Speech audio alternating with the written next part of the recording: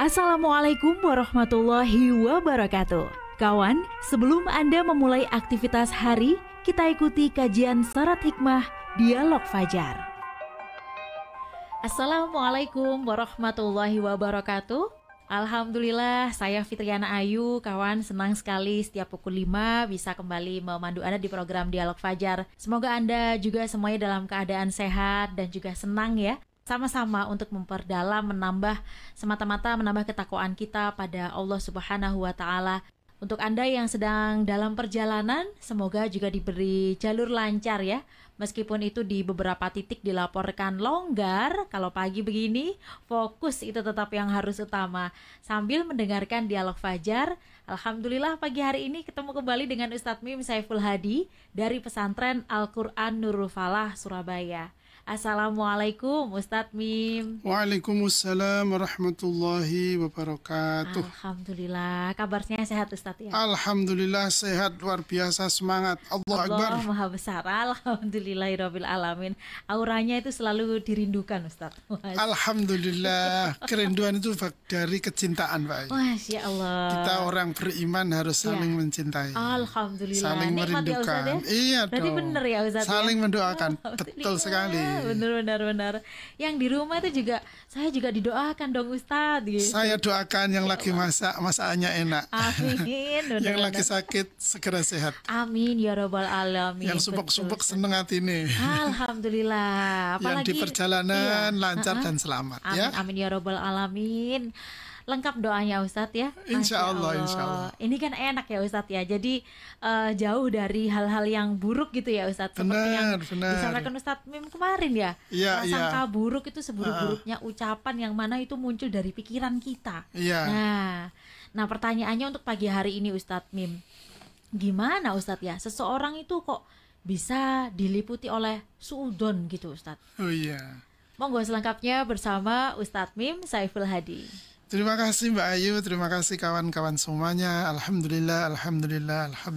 Allahumma salli wa sallim wa barik ala Sayyidina Muhammadin wa ala alihi wa sahbihi ajma'in, amma ba'du. Ya, Mbak Ayu dan kawan-kawan semuanya, saya kadang-kadang heran. Iya. Kok masa ono sih uang diliputi suudzon itu masa ono? Kan itu ya kadang-kadang begitu ya. Tapi buktinya ono aja. Ya, tapi ini disclaimer dulu ya Mbak ya. Jangan misalnya ada kawan-kawan kita di kepolisian ya, tugasnya kan menyidik ya. Atau dia tugasnya menyelidiki kejahatan, pasti itu beda namanya yang dikedepankan. Iya, itu rumahnya beda ya, kamarnya beda ya. Kamarnya beda. Nanti lo ikut polisi lah yang kan enggak gitu Mas. Tak kasih disclaimer ya. Betul.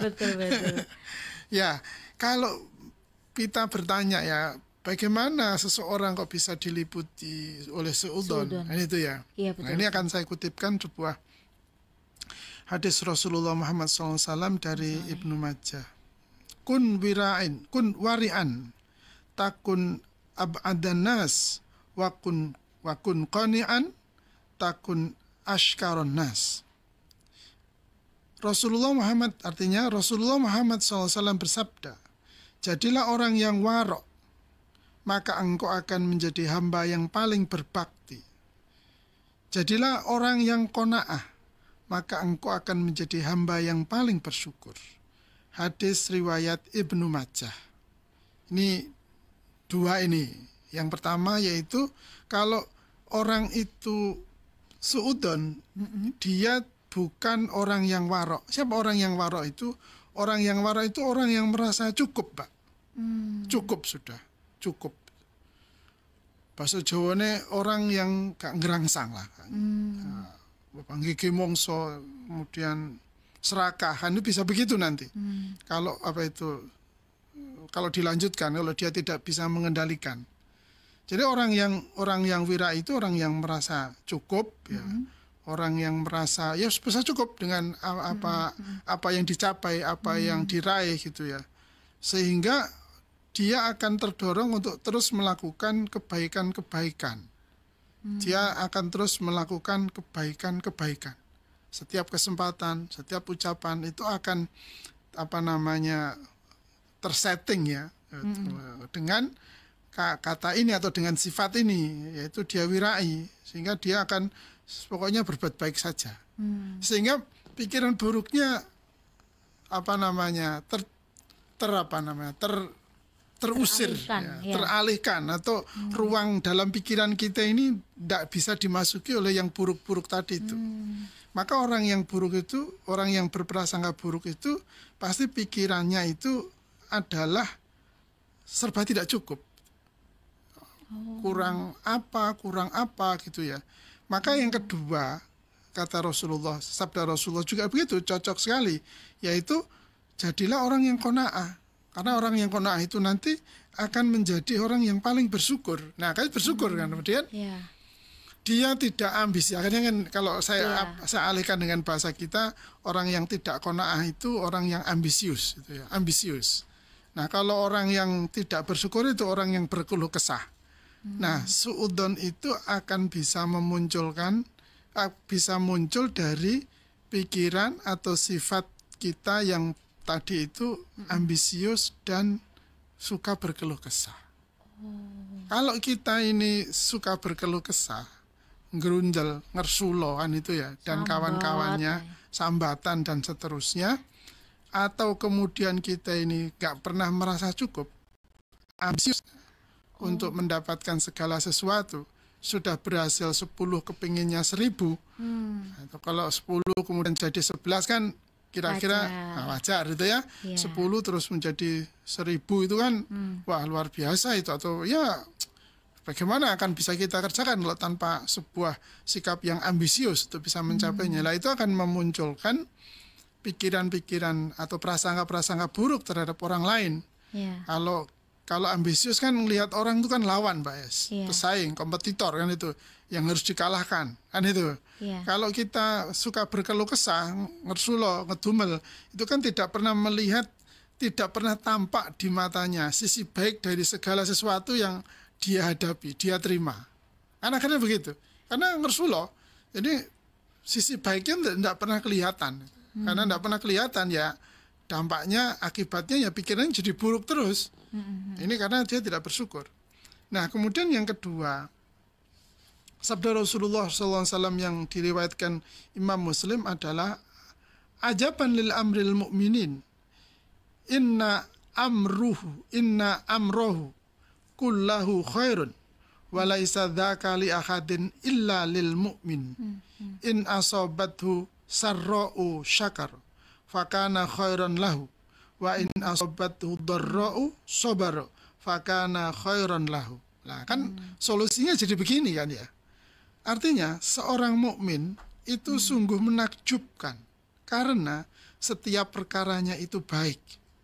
Namun tidak akan terjadi demikian kecuali pada seorang mukmin yang sejati, yaitu jika ia mendapat kesenangan, ia bersyukur dan itu baik baginya. Jika ia tertimpa kesusahan, ia bersabar dan itu baik baginya. Hadis riwayat Muslim. Ini kan luar biasa. Orang itu kalau syukur dan kemudian bersyukur ya, kalau dia bersyukur maka dan bersabar ya di sini ya, bersyukur dan bersabar, maka kesenangan itu tidak akan membuatnya jumawa, sombong dan ambisius tadi. Loh, aku bisa 10 misalnya gitu ya, di target 5 bisa mencapai 10 misalnya gitu.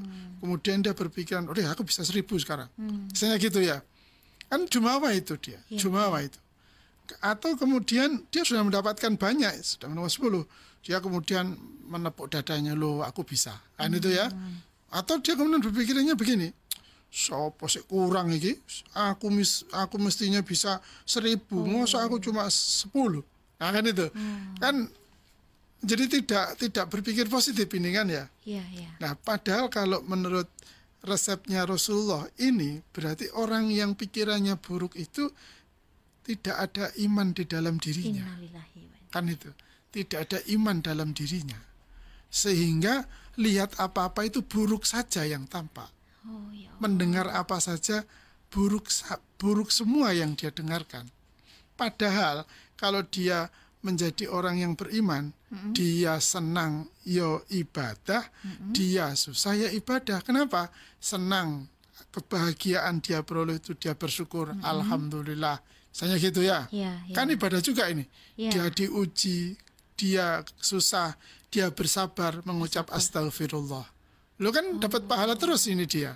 Maka orang beriman itu ajaban lil mu'minin itu ya. Jadi orang beriman itu waduh sangat menakjubkan. Hidupnya penuh kebaikan dalam keadaan senang maupun susah, sedih maupun bahagia, miskin maupun kaya, sukses ataupun gagal.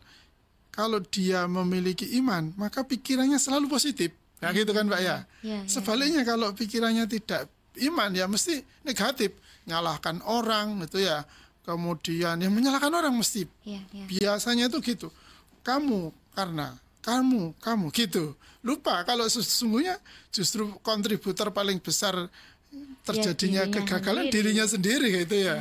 Sehingga ngelihat Anda ini saya jadi begini. Nah, gitu. Dia lupa bahwa sebetulnya penyebab kegagalan itu adalah dirinya sendiri. Kapan dia tahu kalau dirinya sebagai penyebab kegagalan ya? Kalau dia menjaga imannya. Kalau dia tidak menjaga imannya ya pikirannya mesti buruk-buruk terus. Akan selalu buruk ya. Selalu buruk terus ya. Karena ya tadi itu akan terhinggapi oleh sifat ambisius dan kemudian tidak bersyukur gitu ya. Sehingga melihat banyak hal itu yang tampak di matanya, yang terlintas di pikirannya itu sisi buruknya gitu. Kan ya namanya orang atau namanya kehidupan kan pasti ada dua sisi yang saling berpasangan kan Mbak Ayu ya. Ada yang baik, ada yang buruk, ada yang positif dan negatif lah.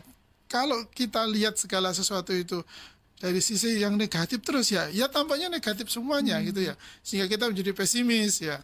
Ngelihat segala sesuatu itu yang menjadi buruk terus. Akhirnya pengaruh ke wajah tadi ya Ustaz. Betul. Bawaannya itu murung. Bawaannya murung aja, ngomongnya kudu ngamuk, ya. Ngomong gitu ya, didik nyelekit gitu kan. Itu bawaannya. Ini ndak hanya di dalam ruang-ruang kita bekerja di tempat kerja kita loh Mbak Ayu. Kita dalam rumah tangga juga begitu loh. Betul, Ustaz. Kalau istri itu sudah buruk sangka sama suami, ya Allah ngasihkan atau menyerahkan minum saja sudah salah ya. Iya mesti posisi ini sing ya apa suarane pokoknya banyak lah. Nah itu pasti akan sangat kembali kepada pembahasan kita yang lalu ya akan semakin mempertinggi rasa cemas kita gitu ya. Karena cemasnya terlalu sering kan nanti darah tinggi ini kumat Mbak Ayu. Iya. Tapi apakah orang-orang yang seperti ini tuh merasa ya Ustadz ya kalau dirinya itu ya itu tadi kalau yang kemarin kan kita langsung dari diri kita langsung teringat a'udzubillahi minasyaitonirrajim begitu ya. Lah kalau orang lain begitu apakah dia itu sadar Ustadz? Kalau dia tidak sadar kan bahaya sebenarnya ya. Kalau dia dalam keburukan terus dia tidak sadar buruk itu sebenarnya sudah sangat parah ya. Nah, maka dari itu orang-orang terdekatnya ya dengan keberanian dengan bahasa yang baik mengambil momentum yang baik harus diingatkan. Masya Allah. Harus diingatkan. Ya, harus diingatkan. Karena sekali lagi membutuhkan momentum yang baik. Kalau momentumnya tidak baik kan ajak gegeran kan itu ya.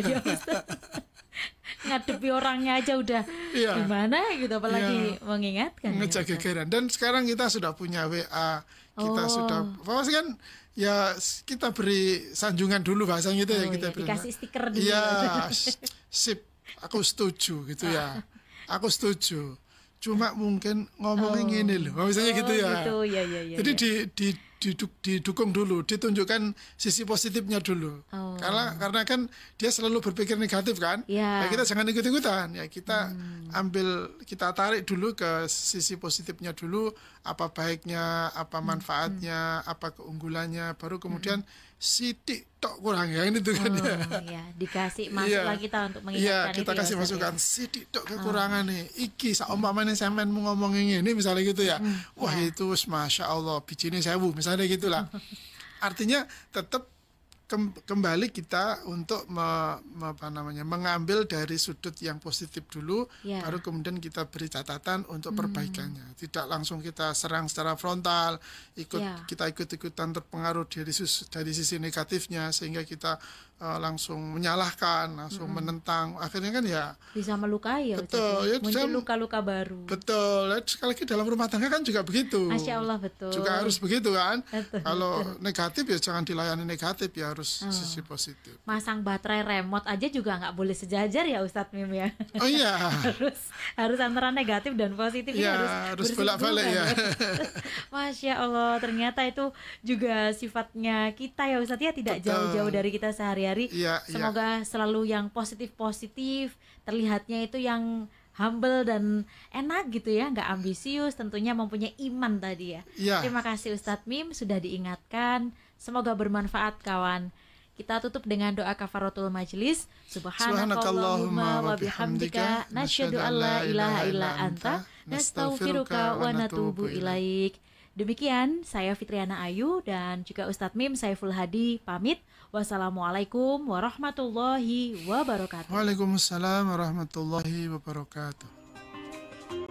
Program Dialog Fajar yang baru Anda simak kerjasama Suara Surabaya dan Pesantren Al-Quran Nurul Falah Surabaya, lembaga dakwah yang amanah, profesional, dan berbasis Al-Quran. Pesantren Al-Quran Nurul Falah mencetak guru dan hafidz Al-Quran metode tilawati. Informasi dan berikan donasi terbaik hubungi 0822 2759 9920 atau www.nurulfalah.or.id.